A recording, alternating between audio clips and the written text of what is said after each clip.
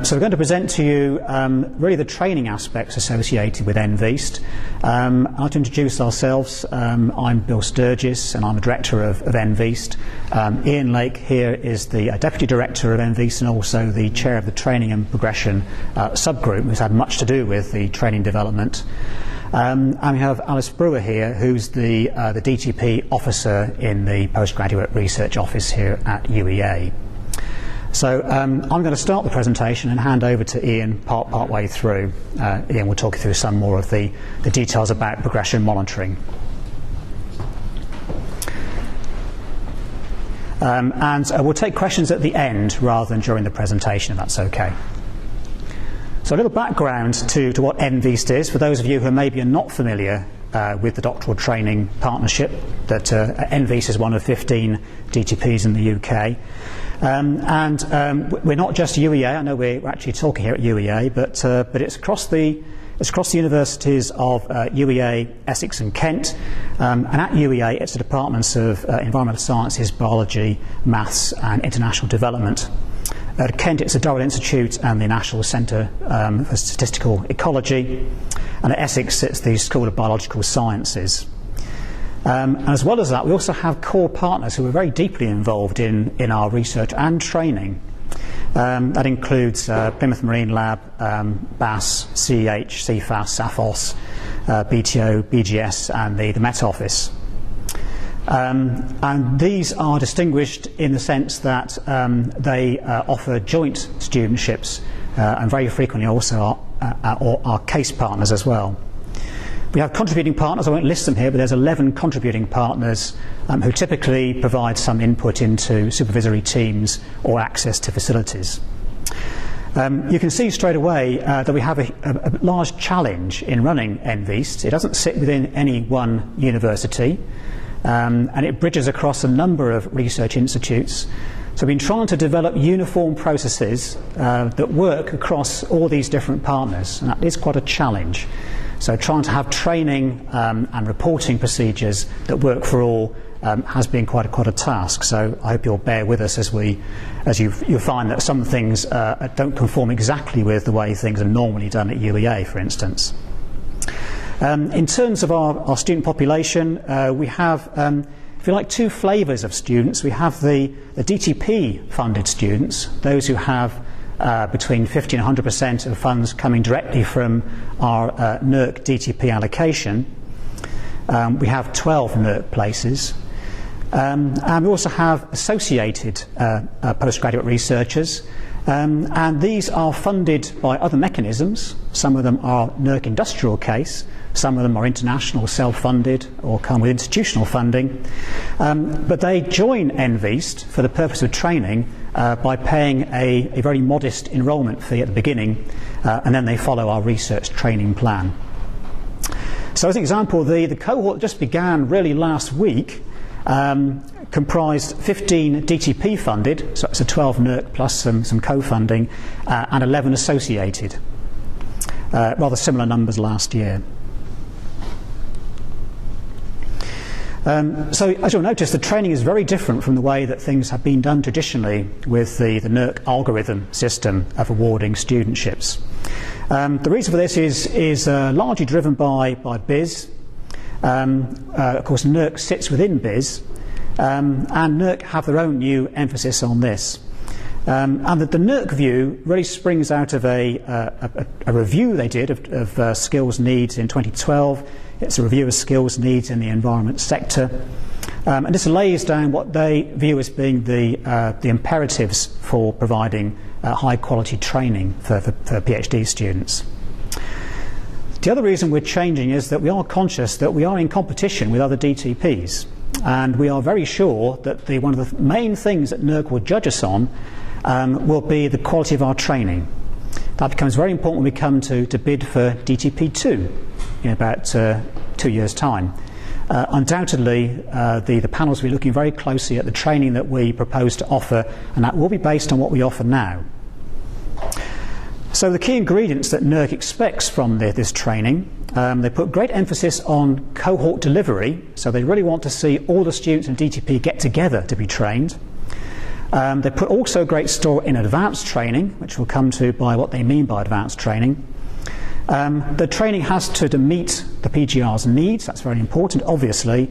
And the other plank of this for NERC is what they call multidisciplinarity. So they like to see PhD students not be just channeled into one particular furrow, but to break out into other disciplines as well. So we have a training plan. It's been in development now for quite some time, well over a year. And it's been developed by the Training and Progression subgroup with a lot of input from staff, not just at UEA, the people like Sue Jickles and Iain's been very involved, but their counterparts at Kent and Essex and Bass and PML and elsewhere. So we try to tailor it to the needs of the PGRs within EnvEast. So not just all science students, but specifically environmental science students. As NERC requires of us, it's largely based on cohort delivery, hence the summer schools or winter schools you'll hear about. And the other thing we try to do is we're very aware that there are existing training programs in all the HEIs, and we're very aware that we still need to meet those requirements. So at UEA, for instance, we have the PPD system. That still holds for EnvEast students, so they have to simultaneously fulfil the needs that UEA requires of them and the ones that EnvEast requires. And we think we've found a clever way to do this. I hope you'll agree. We certainly try to basically replace all of those, or most of those requirements with our own training, so that the students don't need to take many courses beyond the EnvEast training to fulfil all their obligations to their HEI. We've also shown our training plan to NERC, and they have given us their tacit approval. They seem to like what we're trying to do. We have 4 headline aims for our training, and these are written down in the handbook, so you don't need to remember these. But essentially, the 4 main items are that we obviously need to get students up to speed with the training that they need to start on their research, and to do this quickly and effectively. We also want to look to give them expanded and high quality and advanced skills, not just in their own immediate area, but across other areas of environmental sciences. To support them in developing their personal and professional training, and of course also to support their career development. So here's how we deliver our training. Comes back again to this idea of cohort delivery. And I would mention here that all the cohort training is compulsory for all of the EnvEast students. And again, it's because we try and bundle up all of what we see as the essential training components into these cohort events. In addition, there's advanced training, which could be, say, NERC advanced training short courses, or it could be training that we develop especially for DTP. Innovation training that we bring in from non-academic partners. Institute-specific training, which might be them working with a supervisor or with a postdoc to acquire the knowledge and the research skills that they need. We have reciprocal training to other partners, so we make it a principle of EnvEast that students can access training at another institute that's a member of the doctoral training partnership. At no cost. And if we are not able to fulfil all the training needs that a student needs within the partnership, then we do look to fund them taking external courses. But this is why we don't immediately fund, say, an external summer school for them in year 3, because we look to see whether we can fulfil that requirement by some other means within the partnership. We have an overall training plan. So it starts with an induction, which for the new cohort took place last week at Flatford Mill. They then go on to the winter school in December on Mersey Island in Essex. And then the first year cohort then have a summer school in, well, actually it's the end of June, beginning of July for next year. In between, there will be a spring event, which will be some manner of symposium. Most years there'll be some sort of innovation training built into that too. In year 2, it's much lighter in terms of cohort training. They have their own event of their own devising where they define the training that they would like to see within that period. They have a spring event again. And then it ends in year 3 with again a spring event, but a second summer school in the summer of year 3. So a nice picture of the beautiful weather we had at Flatford Mill last week. And those who have students who started last week, I hope they came back with good reports. I think we had a good time there. See all the happy faces here. And a picture from last year's summer school, which took place actually just here in the top floor of ZISA. So to show that this does seem to be effective and also enjoyable to the students, this is the feedback from last week's event, just looking at the overall rating for the 3 days, and 76% rated it very good and 24% rated it good. And a few quotes from the feedback: great intro to DTP, liked meeting the cohort and the staff, and a very nice start. So some more examples of the training that's available in the cohort events. So induction, there's just a few examples of the kind of training that they get. Has something called Kickstart Your PhD, which is a roundup of all the essential skills they need to get going with their research. We do a session on the student-supervisor relationship, which they very much enjoyed, and one on record keeping, which also seemed to be very popular. The winter school will start looking at communicating research. There'll be a session on posters, then sessions on ethics and respect and responsibility, something with the wonderful title of The Art of Schmoozing, and how to build an academic profile, and more on communicating. This now goes into spring symposium, more on communicating research with a symposium in the spring. Year 1 summer school has a session on making presentations to different audiences, so academic and public audiences. And then we have sort of multidisciplinary sessions, this one on autonomous vehicles, and a multidisciplinary workshop. In years 2 and 3, again we have the spring conference and innovation training, and then into summer school in year 3. This looks more at the needs of the student towards the end of their time doing their PhD. So preparation for their viva, how to write research proposals for those who are going on academic path, and in parallel sessions on business startups and working in the commercial world. So we try and channel both the different types of flavour of student, those going to academia and those likely going on to industry and commerce. At this point I'm going to hand over to Iain, who's going to talk you through the way we do our monitoring of progression of the training.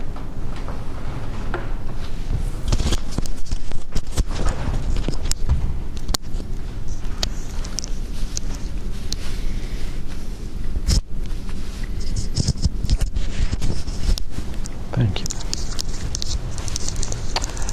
Okay, thank you, Bill. So as you're seeing, the cohort training that Bill has just described is absolutely fundamental to the DTP. Hopefully it provides a cohort of students that are very much self-supporting, so can help each other out and stop students in any way feeling isolated within the area they're in. And it very much provides the bedrock, the groundwork for their PhD. But obviously, delivering material for a whole cohort, you certainly can't in any way go into the really advanced skills that some students might require for their PhD. And additionally, it doesn't really allow students to specialise in things that they're particularly interested in. And this is why, building on from the cohort training, we then have a number of elements to allow students to take certain things that they're interested in further. The way that we help students design the additional training that they require is something through what's termed the Vitae Researcher Development Framework. And this is a framework developed by Vitae that basically describes the characteristics and the attributes of successful researchers, and this is something that we're using for the PhD. So if you look at the diagram, essentially for a whole series of topics, a whole series of subtopics there, and the idea is that excellent researchers will in essence have skills in many of these different areas. It doesn't mean that people need skills to be excellent in all of these areas, but but it gives us a framework and a language to describe the different things that they're particularly interested in. So what this allows students to do is say, well, I'm particularly interested in communication skills, so I'm going to do more in terms of personal effectiveness. I want to improve my time management, so to provide more skills down here. Or I really need to promote on my cognitive abilities. It provides a framework for additional training. In terms of the actual mechanics for that additional training, what we've done for all the students is we subscribe to something called the Vitae RDF Planner, and this is an online tool that they have for 4 years, and within that tool what that allows them to do is essentially at a simple level log all the training that they've done, and that could be formal training, formal courses, but everything else, that could be 2 or 3 days in the lab working with Bill on the mass spec, anything that they would consider that's helped in their training and development can be logged onto this, and it's logged according to all the different categories of the RDF. The most important element of this sort of progress monitoring is then for students to look at this and say, well, where am I at the moment? What am I good at? What am I not good at? And then can I use that to develop a plan to enhance my training? So for example, if we look at one of the elements of the researcher development framework, that would be something such as cognitive abilities. There are a number of levels to that. So a student might start off very much in phase 1, where they say they have the ability to recognize and validate problems. The top level might be stimulating critical thinking in policy areas, or being a research leader in critical thinking. So it's essentially a scale of, I guess, excellence in terms of these abilities. The student at the start of their PhD sits down, thinks, where am I? Do I want to improve this? If they do, what am I going to do? And then that's then checked at regular intervals. So it provides a framework for their planning, to take some of the areas that are important for their PhD and to take them a little bit further. It's very important when students are planning their training for their PhD that obviously they discuss it with you, discuss it with their supervisors. So in addition to the online tool, there are a number of outputs that they can get from the RDF planner, and what we ask them to do is to bring the outputs along to you and discuss their plan with you. So is this a reasonable plan? Can you think of something beneficial that they could be doing that they haven't identified on their plan? So using the RDF, they develop a plan, they hopefully then come and discuss it with you. And just to give you an example here, it also provides a very nice repository for all the skills that they develop during their PhD, something that's then essential and very useful for them when they then come to apply for jobs toward the end of their time with us. So at the start of their PhD, the students fill out the RDF planner. We hope they go through that with you, and then what we do as EnvEast, we then look at the RDF plans for all 27 students. We look at that to see, are they engaging with planning? Do we think they're doing enough training? We also think, are they doing too much training? And sometimes that's almost as much of a problem as students doing too little training. We can then also use our own experience to feed back to students. So what about this fantastic summer school in the States? That could be really useful for your PhD. Or we think this training opportunity might be better than that. So we provide them some feedback on that training, and then we do that every year. We ask them to fill out the RDF planner again, we review it and provide them with feedback. One of the difficulties I think students have in the whole process of developing their training is thinking, how much training do I have to do? So what we've done to help them is provided a couple of guidelines as to how much additional training on top of the cohort training we think they may be doing. And as might be totally obvious, most of that and most of our expectations of that are geared around them in certain areas developing a very high level of abilities. So we ask that by the end of their studies they achieve a phase 3, so that's essentially a very good competence in 6 items around the RDF planner, and also real expertise in 2 items from at least each of the 4 domains. So we're asking them to develop advanced skills, high levels of ability across the whole of the RDF. One of the problems that students have is knowing how much extra training should we be doing, so we've actually tried to put that in some numbers in terms of additional training that we've asked them to do. So for example, as I said, advanced training is absolutely key, so we would hope that in addition to the cohort training, most students would be doing at least 5 days advanced training per year on top of the cohort training. That doesn't mean 5 days at a summer school. That could be 2 days sitting with someone in the lab learning how to use a machine, and another 3 days on a course. To a certain degree, it's up to you and the student to decide what is advanced training.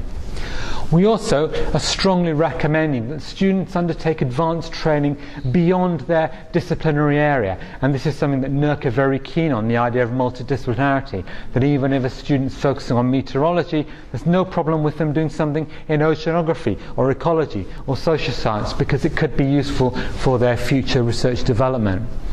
We also ask that they do another couple of days per year in terms of transferable skills, and also present some of their work at an international conference and so on.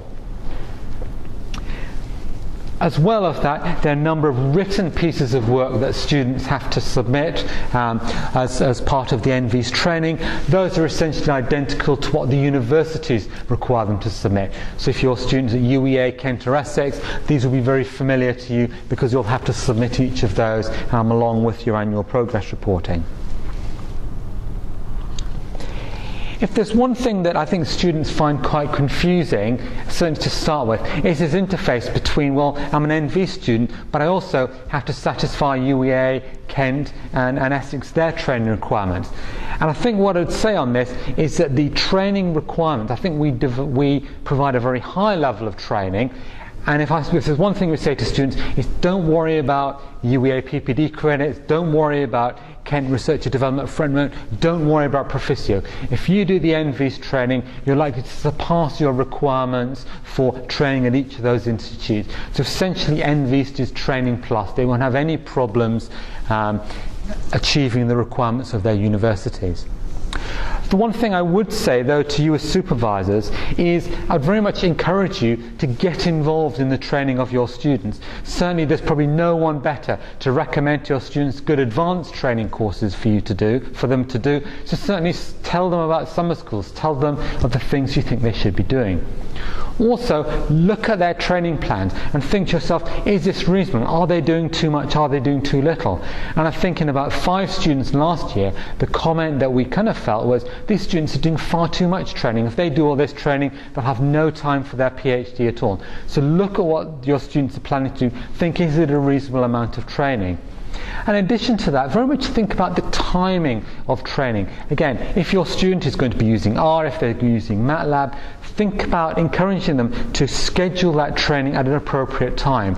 So if they're going to use R, why not do the R course in their 3rd year? If they're going to use MATLAB in the 2nd year, schedule training appropriately. And again, one of the issues we found this year was lots of students are very much putting a very amount of large training into year 1, leaving very little for year 2 and 3. Training should be across the whole PhD, not very much bundled into year 1.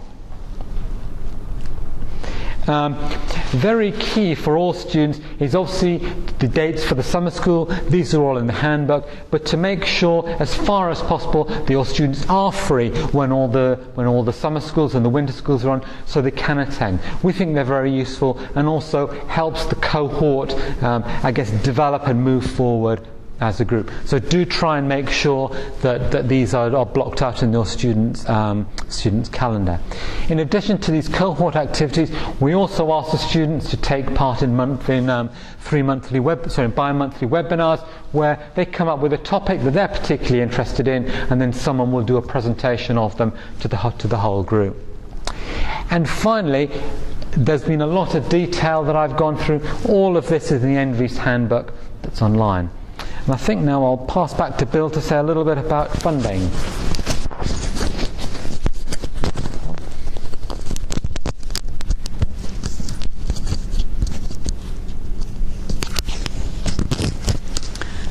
Okay, thanks, Iain.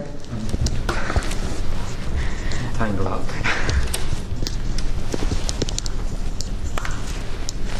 Just a few last words about the various funding that we offer.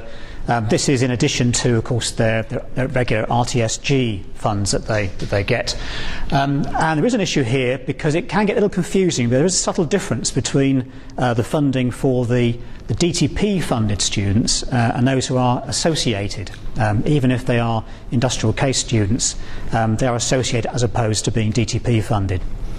So for all of the PGR students, whether they're DTP or associated students, we offer them a 3-year rail card. And this is really to try and encourage them to try and travel between the partners. It is meant to be a training partnership, so our partners are important. We want to try and promote the idea that they'll go and visit other partners. It might be because they have supervisory team members elsewhere. It might be to take advantage of seminars or training opportunities elsewhere in the partnership. And so we also offer the travel to the cohort events. So again, if they're associated students, say they're going to go to Mersey Island from UEA, we'll cover all of their accommodation and travel expenses to get there. As Iain mentioned, they have a subscription to the RDF Planner for 4 years. And they can also access additional funding for training via what's called the E3I Club, which I'll say a few words about in just a moment. So if you like, the pure DTP funded PGRs also have some additional benefits, if you will. We pay for their travel between partners. We pay their travel costs to go to NERC run courses, so like the NERC advanced training courses. And if we lay on an advanced course, as we did last year, there was microbiology and genetic techniques workshop, then we pay for them for free attendance at that.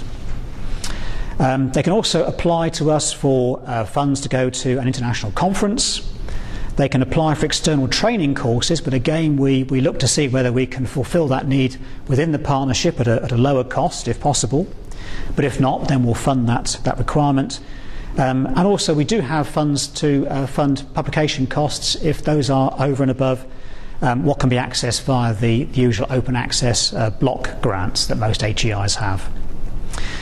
For those who are associated PGRs who maybe don't have these benefits, then in most cases they can likely use their RTSG or apply to their school for the equivalent funding. E3I Club, a few words on this. This is a PGR-led club looking at innovation, enterprise and employability. We automatically enrol everyone into it, and if they don't want to, they can opt out. And the club has a budget, so we give them a £4,000 per year operating budget, and we leave it up to them pretty much what to spend it on. They are just about to launch a competition where people can apply for small bursaries to do something innovation based. They've also booked, I think now, 3 seminars from November through to January from people who will speak to the innovation side of science. They actually sound quite exciting speakers. And they're also looking at developing their own courses. They are, I think, almost certainly going to launch an app development course early in the new year. And this will run online, so those who are at other locations don't need to come to UEA, they can access it online. And they might rerun the infographics course they ran last year, which was extremely popular. While on the subject of innovation, in addition to this, EnvEast does also fund shadowing. So we will pay students £30 a day as a little inducement, plus their expenses to spend a few days shadowing somebody in a company or a policy body. We've had one person shadow the innovation officer at BAS, and somebody's going to shadow an innovation officer in Anglian Water. We just spoke this morning to Hethel Innovation, who've offered further shadowing opportunities. Finally, the dreaded reporting. Yes, I'm afraid there is more paperwork involved in being in a DTP.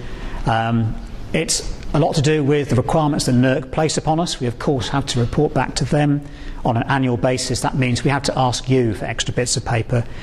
We're doing our best to try and avoid too much duplication, so we've tried to replace the usual initial meeting form with our own initial meeting form, which pretty much replicates the original science faculty one but adds some additional questions. So in case you worry, don't fill in both forms, just fill in the EnvEast one if you have a student starting this year. And we do ask for a simple form in June of every year for some additional details that we don't capture via the normal means.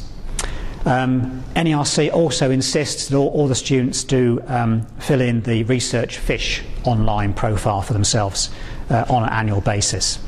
So I can but apologise for the fact that yes, there is more paperwork.